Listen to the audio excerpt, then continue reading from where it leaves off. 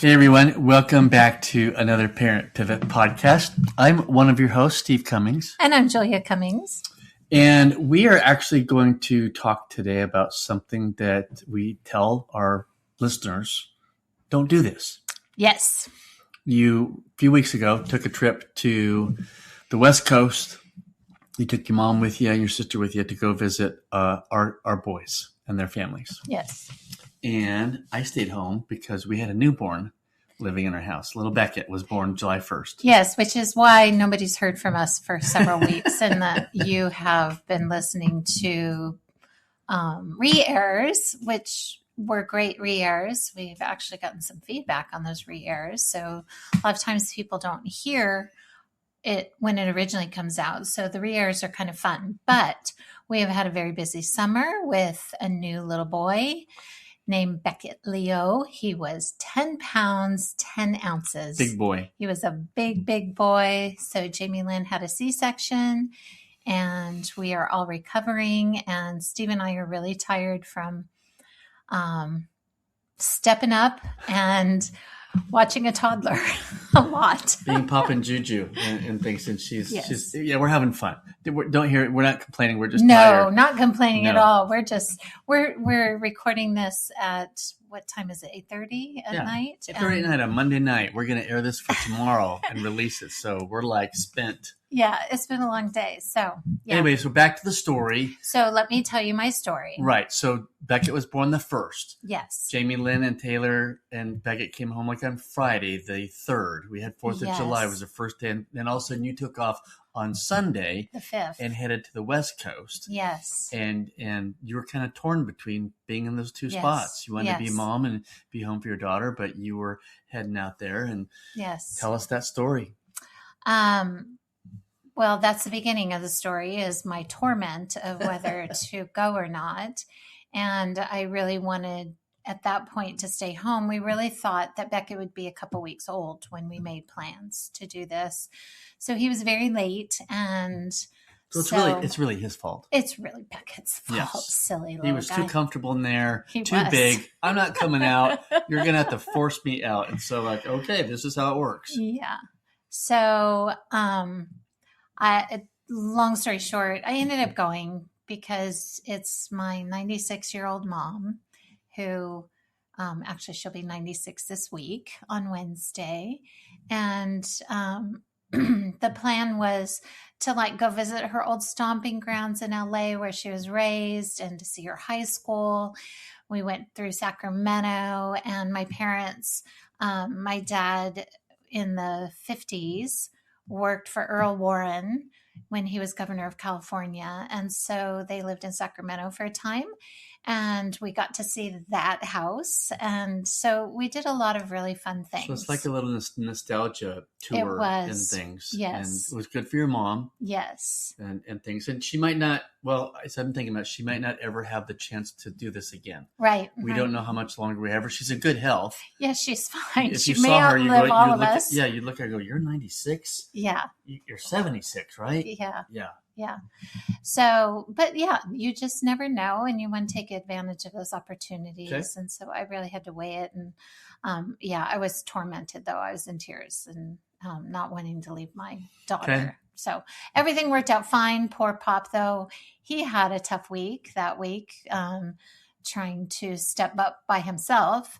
And I survived. Yeah, you survived. Everybody survived. It was all great. So the story I want to tell, though, is a story that happened on the trip. Okay. That, like you said, we tell people not to do. Yes. And I did it. Dr. Julia, the one who's giving majority of the counsel and encouragement here. That's okay. So I just want to reiterate, though, that one of the reasons why we started this podcast, and I want to go back to that, is because we live it. Yes. And so we aren't perfect with this, even though we're telling you what to do and what not to do. Yes. We certainly are not perfect, and we make huge mistakes. And we want to be very authentic in that. Usually it's me making the huge mistakes. More often. Oh, thanks a lot. Did you hear that? That was like a bump. That was Steve going under the bus. Yeah. So anyway, so we were on this trip. We left Orange County. We went to LA, saw my youngest son and his wife. Then we drove up to Santa Barbara. My son Campbell, who lives in Reno, our son Campbell, Steve Buxby, which was, I'm telling my story, so it's my son in the All story. So we went and saw Campbell, who works for FCA, and he was down at a camp at Westmont College in Santa Barbara. So we stopped there. And mind you, he lives in Reno. And he lives in Reno. It's a 9-hour drive. Yes. That he does by himself, down and back. Right. So the plan was we would take off the next morning. Campbell would be done with his camp, and the three of us would take off, and then Campbell would meet up with us in Sacramento, and we were all going to spend the night in Sacramento. So we started driving, and the three of you, your mom, and your sister. Yeah. And a few hours in, because Campbell left maybe 3 hours late after us, I think. And so a few hours in, I'm getting a text from Campbell saying, I am so beat. Now, mind you, I want you to know, I've raised this man. He is a 35-year-old man at this point, turning 35 next month. On your birthday. On my birthday. And I've watched him his whole life. When he does not have sleep, he's a mess. And if on top of that, he doesn't have the right food, he is even more of a double mess. And we're talking like the kind that when he's so tired, he'll throw up. That's how tired he is.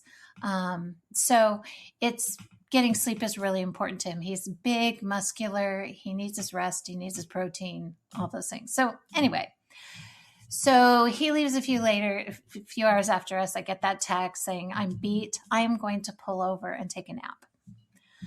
And I'm like, great idea. So we keep driving. And as we're driving, it is, if any of you live in California or have driven California, you know this stretch that I'm talking about from Santa Barbara up to Sacramento on the 5 freeway it's desolate. There's nothing there. It's like being in West Texas. Yeah. There's nothing there. It's dry. It's the desert, essentially. The dust storm. So it's not a good place to be driving if you're tired. You're just going to... So let me ask you this. Where is a good place to drive if you're tired? If you're tired, probably not anywhere. But like, I just was picturing Campbell just veering off the road and falling asleep. So your mind is it's racing. It's racing. It's catastrophizing. Yes. Okay. So I know Campbell's sleeping. I wait a while. I waited, I think it was probably another hour. And I start texting him saying, hey, you should just get a room there where you are. Because I think he was like in Pismo Beach. What time of day is this? Middle of the afternoon? Yeah. It's not that late. It's, maybe. Yeah. Okay. All right. Maybe lunchtime even. So you're into Mama Bear mode. Yeah. So I say, you should just get a hotel room where you are. He was in Pismo. And just stay there. Forget trying to get to, Sacramento. Just get a room, sleep it off. Tomorrow you can make the full drive because you'll be more awake and you'll have more energy. But I start texting him all the reasons why. So there were several texts. Then the really bad part, and you can all slap me on the hand. Listeners, here comes the confession. Yes. This is what you don't want to do. So then I decide I need more people in my corner. Now, mind you, Campbell hasn't even responded yet because he's still sleeping and napping in his car. So I've sent several texts. So then I do in our thread that has Steve, Campbell, Ashley, and myself in, I text in that thread and start saying these same things. And so then Steve says, yeah, that sounds like a good idea. He didn't say much. I just said what she said. Right. Then. Not knowing that this was going to go the way it went. So yeah. I just want to say I should be convicted of a crime here. No, you did a good job. You did a good job. Okay, go ahead. Then, of course, his wife starts getting a little concerned. And Because so she has already been feeling that way. yeah. And she misses her husband. And, she Right. spent all week taking care of a toddler by herself. And so she starts chiming in and saying a few things. Well, then she ends up calling Campbell and waking him up. And Campbell's like, what the heck just happened? And he looks at his phone. He's got multiple texts. And he says to Ashley, I got to call my mom. So he calls me, and rightly so. He laid into me. He's Right like, to the riot act. yeah, like, Mom, why'd you do that? Why? Blah, blah, blah. He's like, I know my limits and I can take a nap and I'll be fine. He's like, that's why I pulled over because of that. So, whatever. And then the final response was, I'm not going to tell you anything next time, because it goes to the forget it. If I have to go through this, yeah, I'm done. If you're going to helicopter me, right. Which is pretty much what you did. I did. You helicoptered your 35-year-old son. And so, I don't remember how we hung up. It wasn't like anger or anything. And I'm like, okay, I'll see you in Sacramento. Our listeners need to know Campbell is your mini me. Yes, he's you guys very much like are me. Emotionally wired the same way. A lot of processing to get the emotions out. I spend a lot of time with that boy, that man. Yeah. Yeah. I'm sorry. I still see him as a boy, but he's a man. To us, he's a boy, but yeah, got he's a great definitely heart. a man. Yeah. So when he got upset, it wasn't like complete anger, like I'm never speaking to you ever again. No, and so it's not like it blows over in our family. Yeah, it wasn't like he was yelling at me on the phone. Right. So it's like, what the heck? Then we get to Sacramento, and there's some problems with our hotel. Campbell ends up staying at that hotel. We end up staying at another one. So I see him the next morning. We're all fine. We're actually fine. And Campbell and I drive together from Sacramento to Reno, and my mom and sister drive in the other car. And how does that go? And it went fine. Campbell actually, in all honesty, I kind of forgotten about it because there wasn't tension or anything, and it wasn't on the forefront of my mind. And so he said, Mom, I'm really sorry for what I said yesterday and whatever. I said, Campbell, you were totally justified. I should have kept my nose out of it. I shouldn't have brought Ashley into it. And I overstepped, and I'm really sorry that I did that. Mm-hmm.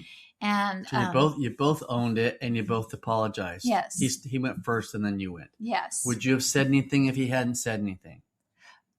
Probably. It just wasn't on the top of my mind at the moment. Okay, so gotcha. Yeah, I think I would have. Right. We call that repairing the relationship. Yes. And repair means, hey, I've got to own what I did wrong. Yeah. Where did I veer off course? I shouldn't have done that. I'm so sorry. Yeah. And things. And so that's repairing. So the piece that I would love to bring up to you listeners is this went well for me. It doesn't mean that it always would for somebody else. Campbell and I have had a history of repair, of understanding each other, things like that, of us both being very aware of who we are. Right. Each of us individually, we're very self-aware. We know we're emotional people. There's a track. You guys have a track record. Yes. This wasn't the first time. Yes. And yes, hopefully it will be the last. Yes. But it wasn't the first if time. I've learned my lesson. Yeah. But it's little situations like that cause relationships to be in disrepair. And so if you've had several of those throughout your adult child's life and it hasn't been repaired, if you haven't taken ownership, all of those little things add up to where an adult child may end up choosing to do what Campbell said, which is, I'm not going to share with you anymore. Yeah. I'm not going to talk to you anymore because this is what I get. Yeah. Or they're cutting relationship off, or you fill in the blanks. But it's those small little infractions that I think our adult children get. Well, they just become done. it's like that annoying rain that hits your windshield, and it's like I gotta turn my windshield wipers on intermittent. I hate turning my windshield wipers on intermittent. It's like either just rain or just stop. But to go a little bit, it's like it just gets irritating. Yes. And it's beneath the surface. Yes. And it just kind of can build. Yes. To the point where, one time something happens, it's like, you know what, I really don't want to do this anymore. And you're wondering what happened. Right. So what I'm hearing is there needs to be parent pivoters out there, this sense of awareness. Yeah. And you went into mama mode because you were experiencing a similar situation from when Campbell was a teenager or a younger man. And he's been known to do some pretty outlandish things. Yes. And that's when he was younger. Yes. Right. So, but he's 35 years old now. He's a grown man with a family now. Yeah. Yeah. And very responsible. Yes. And knows what to do. And his way of solving it was, I'm going to pull over and take a nap. And meanwhile, I'm taking a nap. My phone is blowing up, started by my mother. Right. Big mistake on my part. So if you're sitting here listening to this laughing and can relate, make sure that you're going back and repairing. Right. And please share your story with us. Get on our send us an email and share your story about how you can relate. We'd love to hear those stories. We don't want to be the only one. Let's talk about yours. Make me feel better. Yes. So yeah. Do you have anything else you want to I don't think so. No, it's just, as our kids get older, we still see them as 15-year-olds. Yeah. Yeah. And that box that we have them in, and their character changes. Yes. And they grow closer to their spouses. Yes. And that's what you want. Yes. And especially for moms and sons, it's hard. Yeah. Because we have 3 boys on the West Coast. We're sitting here in Georgia, and we see Jamie Lynn all the time because she lives with us. Right. We call it the homestead here in Georgia. Yeah. And there's 6 of us now. There was 5, now there's 6. Mm-hmm. So we now have the boys. The boys have evened out the number. Yeah, we got 3 boys and 3 girls now. 3 boys, 3 girls. So that's kind of cool. But anyway, we just want you to be aware of that, that, always be ready to repair as immediately as possible as you can. Yeah. As closest to the infraction. Yes. Don't wait. And if you've never done this before, we'd love for you to, get a copy of our book, 12 Principles for Having a Healthy Relationship with Your Adult Children. It's on Amazon. 13. There really is 12, but we mentioned the 13th and didn't count it as one. So it's very confusing. 12, 13, you're going to read about, but we're going to put that in the show notes, and just grab a copy. And here's what would really help us. If you've already got a copy, we don't have that many reviews out there. So if you thought it was great, and if you, know about the Legacy Coalition, and you bought a book from Legacy Coalition, and things, because we give our books to them to sell as well, which reminds me, I've got to follow up on that. Little detail task. But anyway, if you've read the book, you've bought a book, would you go on Amazon and do a review on that? We'd love it if you give us a 5-star review. What that does is it elevates the book to other books that are being sold, and people go, oh, look at these guys. So it's seen. It's seen. It's the same with the podcast. If you give us a 5-star review and actually have words to say, it makes it more visible for people when they're looking for a podcast to see it.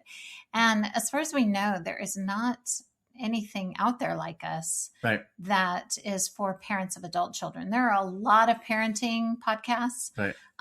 Parents of adult children is our unique niche. Yes. Right. Well, and to pivot, because we want you to be in a relationship and not be right, because you can't do both. Yeah. Something's going to fracture somewhere. So we just want to share this story to let you know, hey, we're humbly admitting, Julia's mistake here, not Steve's.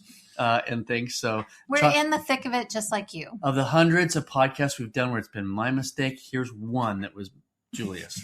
So she has a long way to go to catch up with me. But anyway, we're grateful that you listen to us all the time. If you got a topic to talk about, because we kind of run out of ideas, because we have our lens with how we've raised our kids and experienced stuff, but we're also going to do interviews. Yeah, we'd love to hear other people's So if you got something going on, if you're struggling with an adult child, and it's usually mom, Julie's got a number of clients that have come through the podcast and stuff. We'll put that in the show notes. Contact her, send her a text and saying, hey, would love to get a session with you. And most of them aren't long-term clients. It's kind of hit and miss. Yeah. Actually, most of the ones that I've gotten from the podcast are ones that have a very specific issue with their adult child, and we work on that. And then they'll come back a month or two later and something else happens. And I am a counselor that handles all of it, Yep. Under everything under the sun. And the difference I would say between me and a lot of counselors, therapists out there is I do not want to see you very long. I believe that we are working on something and it may go deep, it may not. And it's what you want to work on. And so we're going to work on that thing. But I am not one that wants to probably see you for years and years and years, unless it's the type of thing where, you know what, I love to just talk to someone once a month and dump on them. That's great. And I have several clients like that too. So we're going to put her information. We'll put her email address in there. But even with your website, it's like text me. How do they text you? What's your phone number? 714-392-2060. Just say, hey, heard you on the podcast. Would love to connect over a session. She'll get in touch with you and off you go. Like we said, it's not anything long-term. It might be walking you through a season now. Maybe you're pivoting. Maybe you've launched a child into marriage, or they're off to college. And now you're looking at that guy or that lady that you are married to and going, now what do we do? It's called the empty nest, and that takes a while to kind of get used to. So anyway. And that's happening for moms right now all across the country. Their kids are about to go to college. Right, that's true. Yeah, it's summertime. This is the month. This is the month. So we're here for you. So let us know. Our email address is just parentpivotpodcast@gmail.com. And other than that, I think that's all we have, right? Yeah. For this episode. And we hope you'll join us again every Tuesday morning. We will launch new content, and we'll talk to you next time on the Parent Pivot Podcast. Bye.